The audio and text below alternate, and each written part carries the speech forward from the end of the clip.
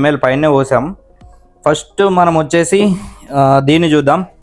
దీంట్లో next beer కూడా, wine, beer మొత్తం ఇవి టేబుల్లో మనకి ఇది సెలెక్ట్ చేసి మెజర్మెంట్ చూసుకోవడానికి ఇది చూపిస్తుంది.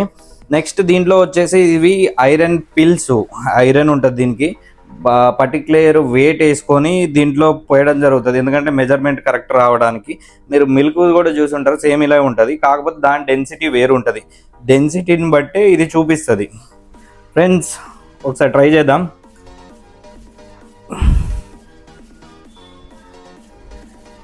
ఫ్రెండ్స్ చూసుకోవచ్చు మీరు వీడియోలో కనిపిస్తుందో లేదో, ఇది ఆల్మోస్ట్ 0% ఉంది.